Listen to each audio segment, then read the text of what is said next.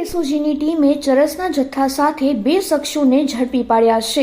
Bhavnagar road પરથી આ ચરસનો જથ્થો ઝડપાયો હતો।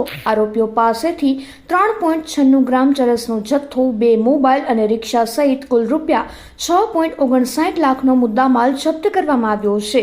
ચરસની હેરાફેરી કરતા શબ્બીર સલીમ શેખ અને અક્ષય કિશોર કથરેચા નામના 2 શખ્સો ઝડપાયા છે।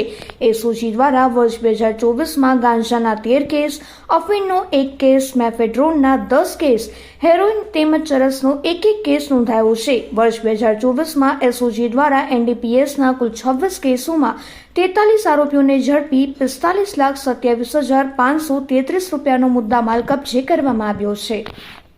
બંને શખ્સો પાંજરાપોળની સામેની શેરીમાંથી પકડાયેલા છે।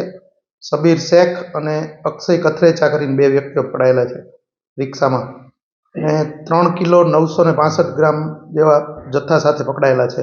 આ લોકોએ બહારથી આ માલ મંગાવેલો હતો। હાલમાં તપાસ તજવીજ ચાલુ છે, ક્યાંથી મંગાવ્યો હતો એ બાબતે, અને લોકલ વેચાણ કરનાર હતા એવી માહિતી છે અત્યારે પ્રાથમિક। અગાઉ મંગાવેલો છે કે નહીં એ બાબતે આરોપીઓની પૂછપરછ હાલમાં ચાલુ છે। શબ્બીર રહ્યો એમને અગાઉ આર્મ્સ એક્ટના ગુનામાં અગાઉ પકડાયેલો છે। રાજકોટ શહેર પોલીસ દ્વારા 2024ના વર્ષ દરમિયાન ટોટલ એનડીપીએસના 26 કેસો દાખલ કરવામાં આવેલ છે, જેમાં 43 આરોપીઓ પકડવામાં આવેલ છે અને 45 લાખ ઉપરનો મુદ્દામાલ કબજે કરવામાં આવેલ છે। રાજકોટમાં જો એમડી અમદાવાદ તથા મહારાષ્ટ્ર બાજુથી આવે છે, ગાંજો આવે છે ઓડિશા બાજુથી, જે પકડાયેલા કેસો છે એમાં તપાસ દરમિયાન ધ્યાને આવેલ છે એ પ્રમાણે, અને બાકી ચરસ, અફીણ એ બધું રાજસ્થાનથી આવેલાનું જણાઈ આવેલ છે। ગાંજો અને એ વસ્તુ છે એ મોટાભાગે તપાસ દરમિયાન એવું માલુમ પડેલ છે કે જે સ્લમ વિસ્તાર છે ત્યાં વધારે આનો ઉપયોગ કરવામાં આવે છે। યુવાધને આનાથી દૂર રહેવું જોઈએ।